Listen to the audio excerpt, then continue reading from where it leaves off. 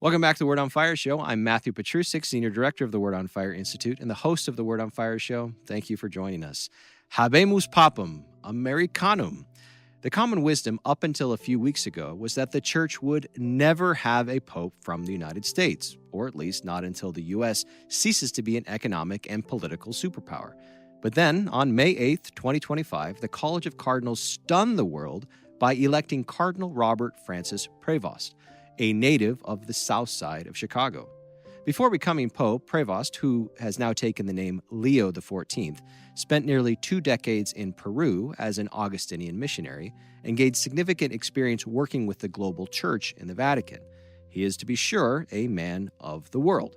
A biographical fact he emphasized by speaking in Latin, Italian, and Spanish, not English, during his first introduction to the jubilant crowds in St. Peter's Square. All the same, Pope Leo XIV is and always will be a native son of the United States, a first in church history. So what kind of papacy should we expect from the American Pope? How should we interpret his papal name and his background as the former head of the Augustinian religious order? Are there any early signs of what his ecclesial, diplomatic, and moral priorities will be? And how should we think about him in relationship to his predecessors, including Pope Francis? Here to talk through these and related questions and to share his own experience of what it was like to watch the whole conclave unfold in person is Bishop Robert Barron.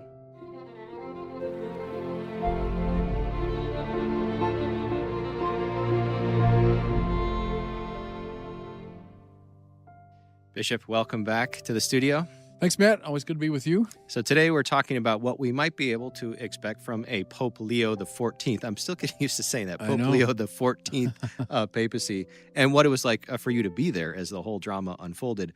But before we do, you also recently took another trip to our nation's capital to spend some time in a rather famous rose garden. So tell us a little bit about what that was about. An extraordinary about 10 days, because I was with the president in the rose garden, and then about 2 days later, I flew to Rome to be there for the papal election. So it was a wild 10 days. Well, I was invited by the president to be part of this commission on religious liberty. And, we bishops have been concerned with religious liberty now for the past, 25, 30 years. It's been a major concern of ours. We have a committee dedicated to it. I'm on that committee. So when I got that invitation from the president, I thought, well, look, he's reaching out to a Catholic bishop to seek advice on an issue that we bishops think is of enormous significance. But why would I say no to that? So that's what motivated me to do it.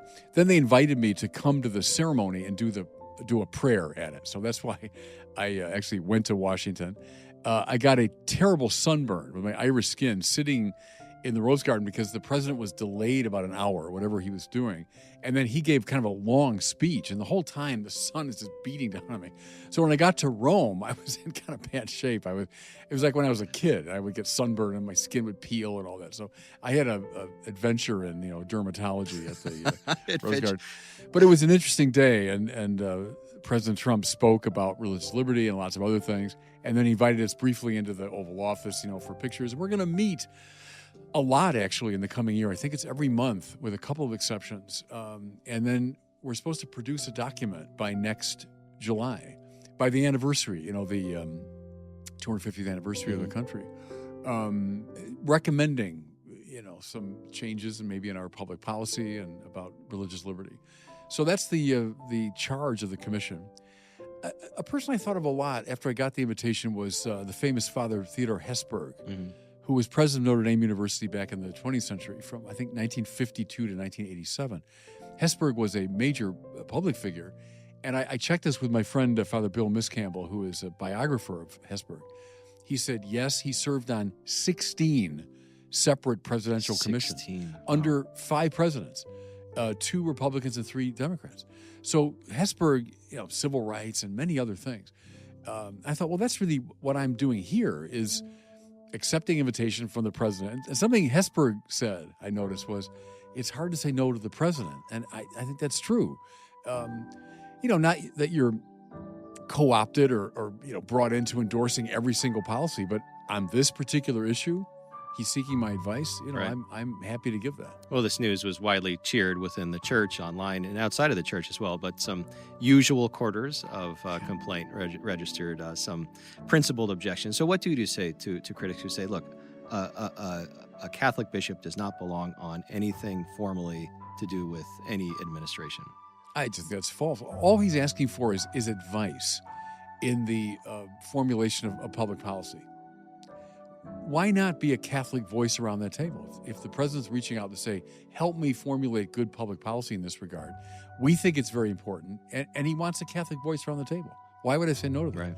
Right. If it ever reached a point where I felt that principles were being compromised or something was being done that I was opposed to, I'd quit. Look, I'm not angling to become governor of Arkansas or something. I mean, what can the president give me?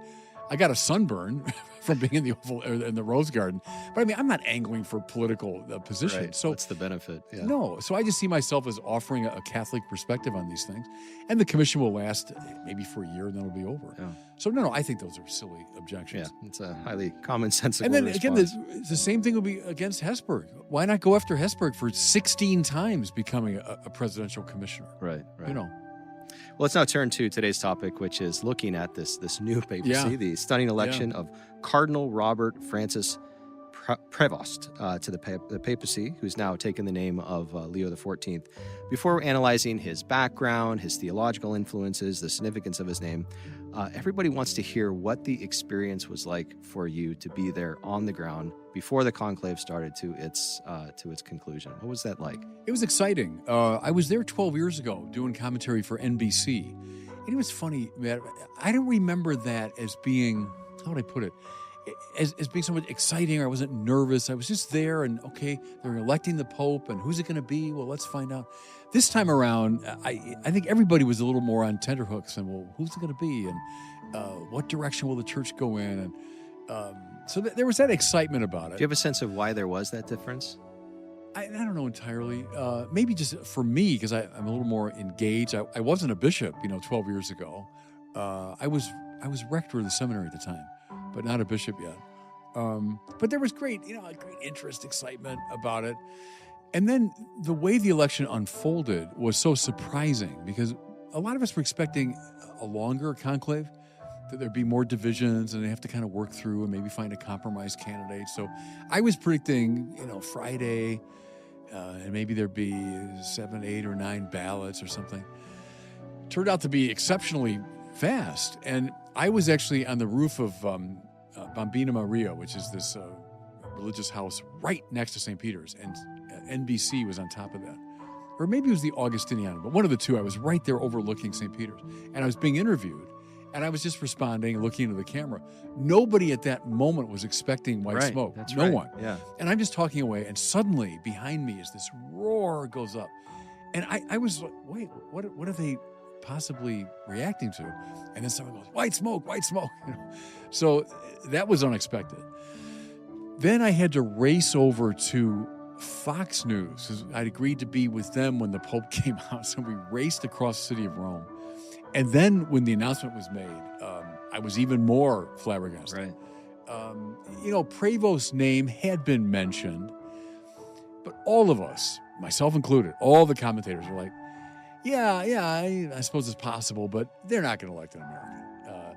I used the argument that Francis George always used, which was, until America goes into political, decline, it won't happen, because we're the superpower. We run the world politically, economically. We dominate the popular culture. They're not going to give us the church too. That was always the way Cardinal George put it. And I thought that's right. I think most people thought that was right. Well, it was wrong. They did elect an American, to everyone's enormous surprise. I knew him a little bit because, see, for me, a precursor of the conclave were the two synods. Right. I was there the last 2 Octobers, 2023, 2024. In the room at the synod, there were 400 of us. There were 60 cardinals. So I often said to people during the synod, I bet the next pope is in this room. Turned out to be true. But I can tell you this, no one would have said, oh, yeah, and it's Robert Prevost. I think we all would have said, Parolin or Tagle or, turned out he was in the room. So I knew Prevost from the synod a bit. I remember the first time we met, I said to him, I'm from Chicago too. And I said, you've been given a big job, because he was head of the bishop's dicastery. He'd just been named. I had no idea he was going to get a pretty much bigger job, a few years later. And we just chatted about Chicago a bit and people we knew in common. Quiet man, not a flashy personality, smart, obviously, very experienced in different ways. But he's not someone that you would stand out in the room like, oh, that guy, boy, he's got the big personality. Just the opposite. So, all that contributed to my experience of being over there. I was flabbergasted, I must say, when the name was announced. And that added to the excitement of it. Oh, well, you and everyone else. We'll talk more about the American part of his identity. But to back up sort of before the conclave, there was a lot of chatter that the fact that Pope Francis had selected so many cardinals from outside the traditional power centers, outside of the Vatican, that was going to have a significant influence on the new pope. Do you think that prediction played out in any way? In a way, I think it did. There's so many from the Third World. And again, I think of the Synod. It was like a warm-up for the conclave, because the Synod, too, people from all, Africa, Asia, Latin America. And one thing that a lot of, look at Africans, Asians, Middle Easterners, and many Europeans, too, would have in common is the English language. Right. And so someone that speaks English, at the Synod, I think we had 12 or 13 tables of English speakers, maybe 7 tables of Italian speakers, maybe 4 of French, maybe, English was the dominant language. Right. And English unites the world. That was a beautiful thing. I was, of course, at these English tables, but it meant you had prelates from Africa, Asia, Middle East, Europe, North America, all over the world. I think that was important, that there was an English speaker who was one of the candidates, united a lot of these disparate figures. And, let's face it, too, a lot of people that didn't know Rome very well, they weren't part of the kind of inside baseball crowd. They weren't curial people. And then the fact that Prevost was the head of the dicastery for bishops meant a lot of bishops knew him. Right. Because the ad limina visits, when bishops go to Rome, you meet with the Pope eventually, but you meet with all the curial department heads, and one of the main ones would be bishops. And because we always have concerns or issues or questions. And so he would have met a lot of bishops from around the world, including cardinals. All that contributed to it, I think. He was, I think, something of a compromise candidate, which is often the case in conclaves. If, let's say, a Parolin that everyone mentioned, I think he did get a lot of votes. Erdo, on the conservative side, I think did get a lot of votes. But it became clear pretty quickly, I think, that neither one was going to carry the day. I've heard there's rumors of other names like Tagle and others that might have gotten some attention. Even Cardinal Sarah, I heard that. And this will come out. It always happens. They take vows secrecy, but it all comes out eventually. That Sarah got some votes, but they knew it would never carry the day. And then they begin casting about for a compromise. And I think Prevost, for a lot of reasons, emerged as a compromise. Bishop, help us understand when we use the word, liberal and conservative within the ecclesial circles. I think the outside world's temptation is to immediately impose political categories on there. So what do those terms mean more specific when you call, for example, Erdo a more conservative candidate versus Parolin? Well, let's say when I'm using liberal here, maybe someone closely associated with the Pope Francis program. Synodality, the outreach to the margins, great stress on social justice, right? Conservative, maybe someone more in the John Paul II model.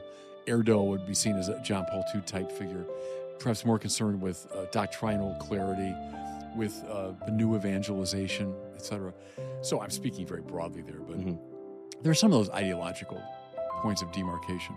Another very important dimension of the conclave, again, before we move into looking at Pope Leo in more detail, is just the media presence that was there. And you were intimately involved with all of these different major media networks. And what I found fascinating is they sent their A-list talent to go cover the conclave. And so I wanted to get your sense of why do you think there's such external interest in what's going on at the conclave? And to the degree they're sending their top talent, especially when a lot of the same media doesn't share the same values that the church has. They know the importance of the papacy, period. Whether you like the Pope or not, whether you like the Catholic Church or not, they know the power of the papacy. He's the most important religious figure in the world. And that's not Catholic jingoism or putting anybody down. It's just the fact.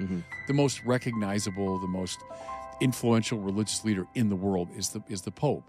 And so naturally, people are interested. Does he have a huge political and cultural impact? Yes, obviously. So the news people are interested in that.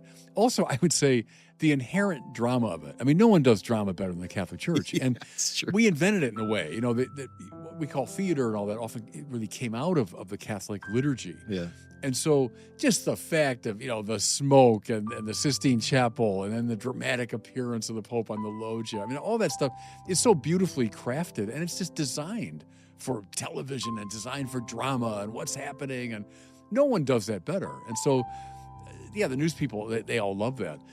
I found they were all interested. I appeared on a whole slew of networks this time. 12 years ago, I was with NBC exclusively. This time we did kind of a freelance thing, which I like better.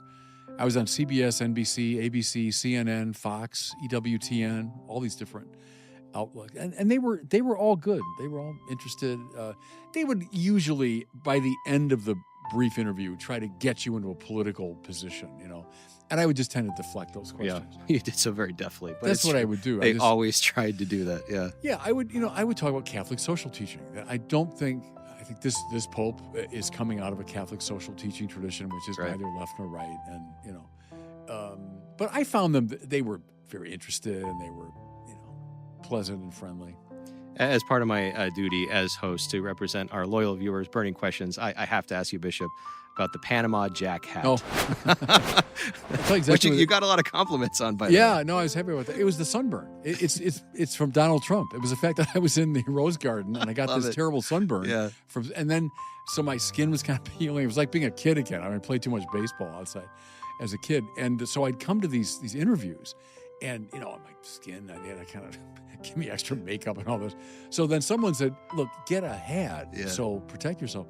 And so we saw him. One of the priests there had that hat. I said, where'd you get that hat?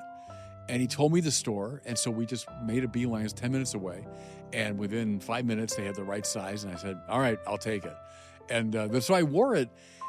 It wasn't just for show. It's wherever you were, if the sun was out, I had that hat on to protect myself. Well, you've rebranded it now as the Bishop Barron hat. Good. So Panama Jack. It's it's Bishop It's a Barron good hat. Yeah, it's a good hat. All right. Well, let's now look, of course, at the fact that we do have the first American Pope, the first United States citizen Pope. Now, he made it very clear when he first came out on the loggia, and he spoke in Latin, he spoke in Spanish, and he spoke in Italian. So he didn't speak in English. He is a man of the world, 2 decades in Peru, Peruvian citizen, Right. but also a guy from the south side of Chicago. So, Bishop, you spent a lot of time in the Vatican.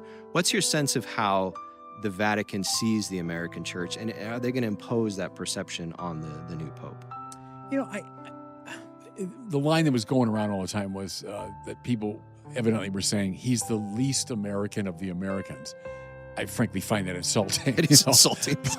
But that's the line that I find it credible that some of the Italians would have said that, that if like a Cardinal Dolan was sort of sum up the stereotype of the kind of boisterous American, Prevost was the opposite extreme, kind of quiet and more international in style and all that. All right. I think at the end of the day, honestly, they voted for the man. I don't know if they were that preoccupied with his provenance and his citizenship. I think they recognized qualities in him that were papal.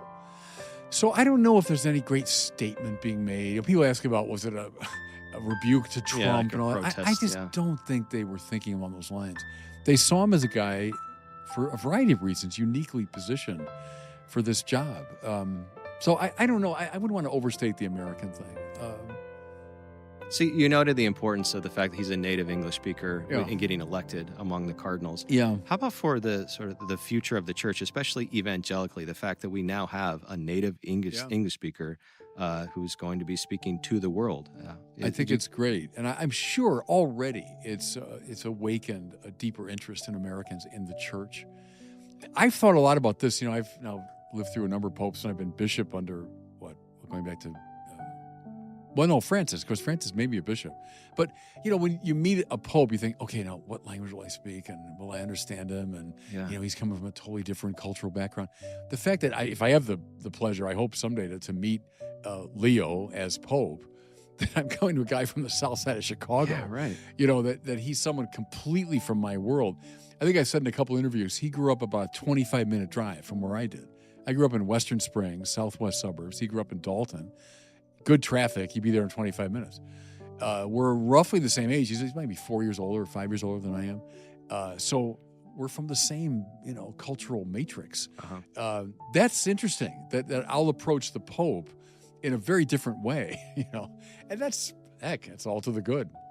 I'm really looking forward to his first encyclicals, which may first be written in English. That'll be fascinating. I wonder. So another very notable feature of the new Pope is that he's from a religious order, the Augustinians, and another the first Augustinian to be elected to the papacy. So let's explore that a little bit, that deep dimension of his identity. Say a little bit, Bishop, about the special charism that the Augustinians have and how we see that unfold in his papacy. Yeah. It's an ancient order going back to Augustine himself, who gathered around himself in Hippo, the priests of his diocese, and they lived in a kind of monastic way. And that's the beginning of the Augustinian order, which is ancient, and it's endured all these centuries. It bears the marks of Augustine, of deep intelligence. He was a man of the heart as well, so it's that combination. They're involved in education. They're involved in missionary work, as this man was most of his career. But I think it's the Augustinian stamp, as Francis had the Ignatian stamp. And when people ask me about Francis, I did a lot on his legacy. You can't overlook his Jesuit identity. That was the key to so much of Francis, was he was a Jesuit. And the whole discernment thing, that synodality came up out of Jesuit discernment. So we'll see now with this Pope. He described himself, remember on the Loggia, as a filio di Agostino. Right. He's a son of Augustine. That's right. Okay, that's very telling. Augustine's one of my great heroes. One of the 2 or 3 most important figures in the history of the church, period. So I'd look to all that. I quote him all the time with, Lord, you made us for yourself, therefore our heart is restless till it rests in thee. That's the greatest statement of Christian anthropology. It's the foundational statement of our anthropology. And that's very much in tune with evangelization, to know that truth. The confessions, Pope Benedict said, if he was on a desert island and had 2 books, one would be the Bible, the other would be the Confessions of Augustine. So, that's a huge influence on this man.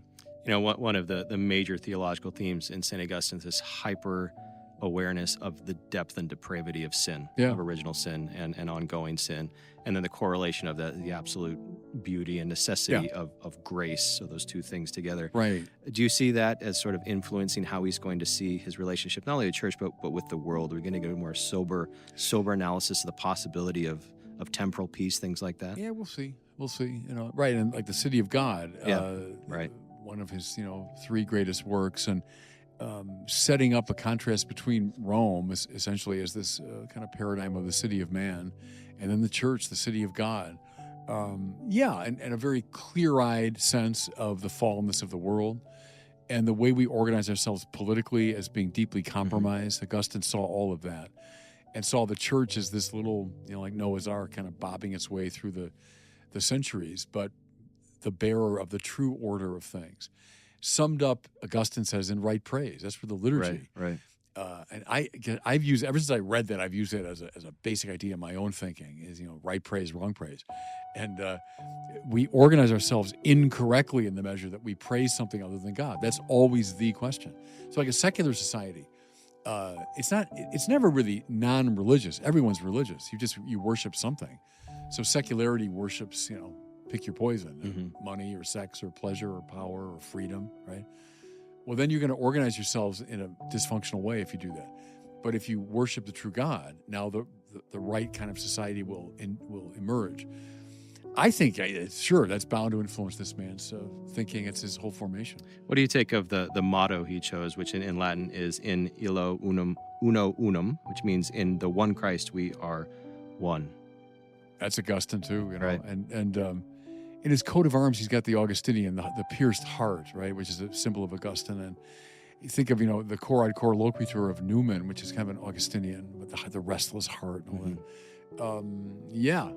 And that's Augustine. In Christ, we find our unity. Don't seek it somewhere else. You seek it somewhere else, you're not going to find it. In fact, you're going to fall apart.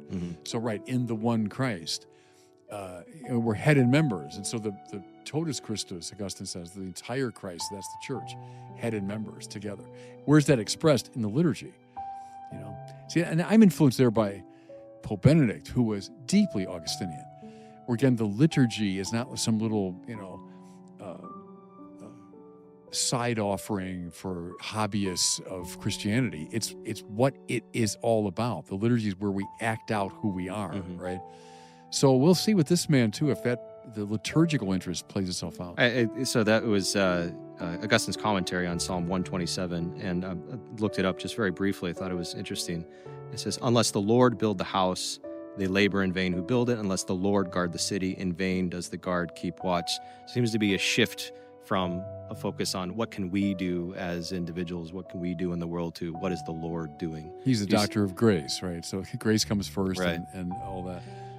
Do you see, so one of the comments you made on a regular basis before his election was that you were hoping to see a papacy that really stressed sort of the supernatural dimensions of the faith, specifically the proclamation of the gospel of Christ crucified and Christ resurrected.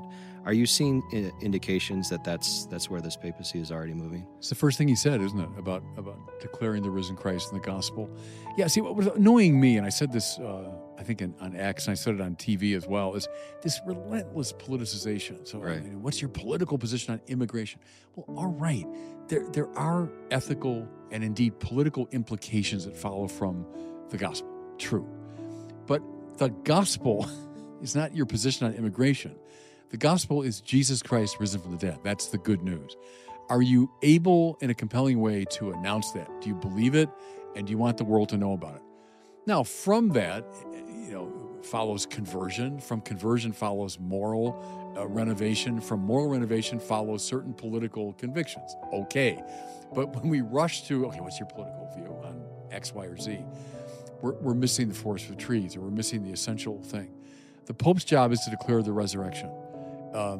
So that's what the Pope should do, So let's look at least briefly at the name that Cardinal Previs chose, Leo XIV. Of course, this is in the line coming after Leo XIII. Yeah. So what significance do you see in that choice? I see a lot in it, and I was very pleased when I heard his name, because I said this on the air too a couple times. Is think of the recent papal names. Almost every one of them would have been really loaded. If you said, "I'm John Paul III," okay, and now I kind of know where you are.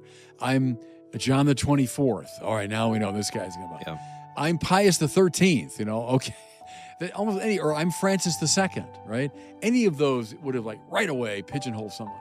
The fact that he went back well over 100 years to this indeed pivotal player, Pope from 1878, I think, till 1903. So it avoided this difficulty of getting pigeonholed right away.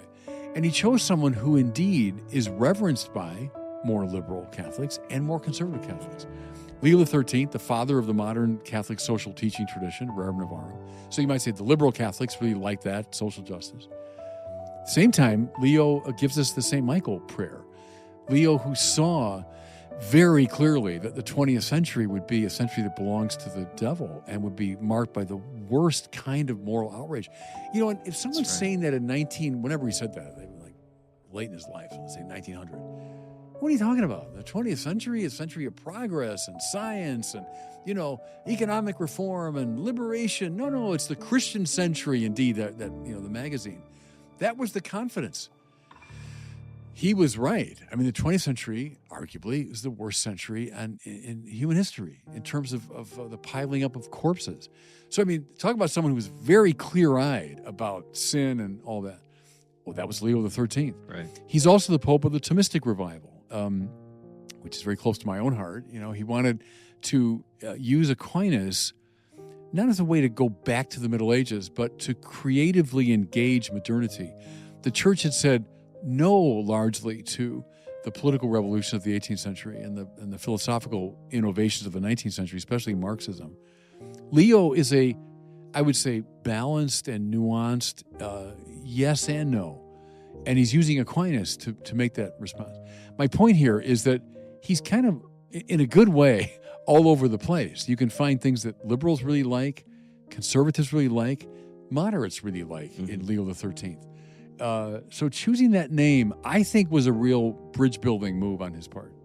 Leo XIII was really addressing the vast and rapid changes that industrialization was wreaking a lot of havoc on society. Leo XIV is really looking at AI and technology. How do you see the sort of the resources that Leo XIII provided being helpful for addressing this different kind of change in society? Yeah, he himself said that, didn't he, when he was asked about his name? I thought was interesting because, there's this sort of change in technology and in political arrangement in the late 19th century, and then something analogous going on today. Heck, I'd still recommend Thomas Aquinas. It's not a bad way. You want to use Thomas to engage this new situation.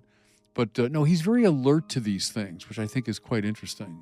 There's nothing naive about him as he's looking at the situation today. And in choosing Leo, creative engagement with modernity, not simply the no, and not simply the yes of like certain post-conciliar types. They would, the modern world sets the agenda for the church, and we must yes to the modern world. No, as Leo said, yea and nay to the modern world of his time. So we must do that as well. So wise. Yeah. In several interviews that you've already given, you've been identifying Leo XIV as a bridge figure. Yeah. Say a little bit more about how you interpret him in that way. Well, I think he's alert to the fact that we have these divisions in the church. I think every smart person is. Some of the gestures he's made, many have pointed out, the wearing the mozzetta and the stole, the formal stole when he came out, right, I think was a gesture to more traditional Catholics to say, I'm in the traditional garb of the Pope. Pope Francis famously eschewed all of that, right? As we record this, I think it's true that he's decided to live in the apostolic palace. Yes, right. So that sort of move. And then things he said, too, that or even the singing of the Regina Caeli in Latin. Right, beautiful. Again, you might say these are little symbolic things, but we're trying to get a sense of where he's coming from. And then he's been very clear, too, about his commitment to social justice and the choice of the Leonine name and all of that. Mm-hmm. Yeah, I think he's reaching out to, if you want, those two sides of the church in a good way. Have you seen any indications yet that would help us predict how the synodal program that Francis laid out will continue or maybe not continue? Well, he seems to be partial to it. He was part of it, and he said positive things about it. I've talked a lot about synodality. It depends on how you construe it. There were many dimensions of it that I thought were very positive. In fact, I'm having a synod in my own diocese this year in imitation of the Great Synod. And I think he affirms all of that. A church that, listens and includes more people in its decision-making process. The shadow side of it, as far as I'm concerned, is this kind of open-endedness. And what about our doctrines being, reconsidered, things that have been sort of settled?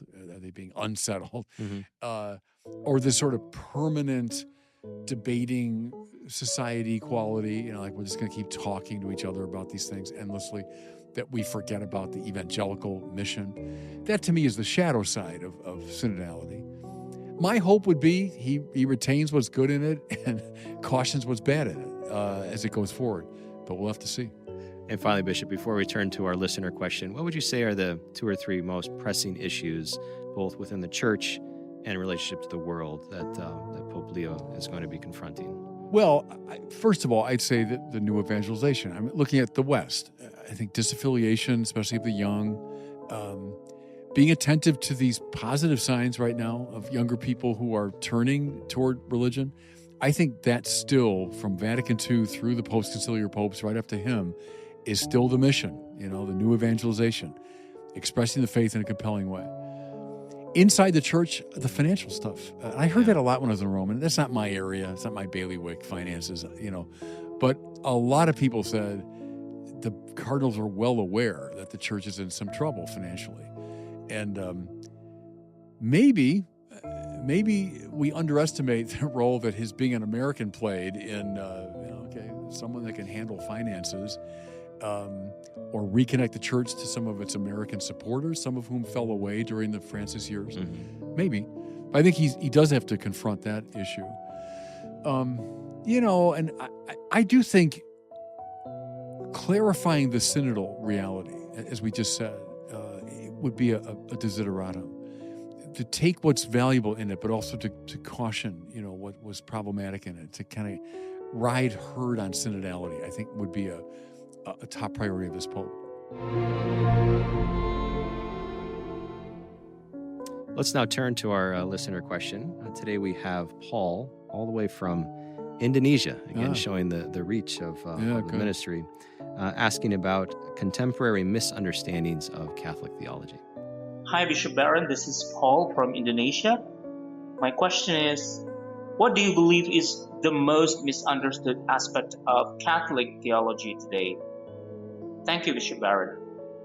It's an interesting question. The most misunderstood aspect of Catholic theology.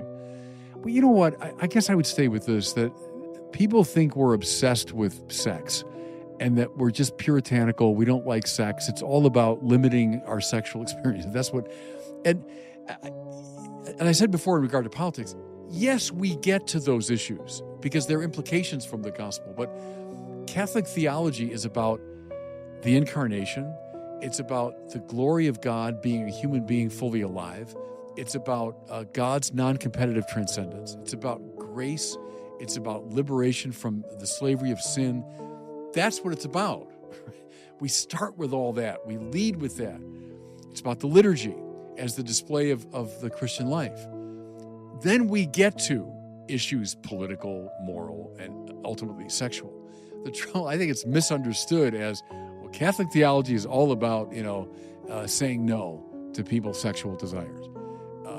No, it's not that.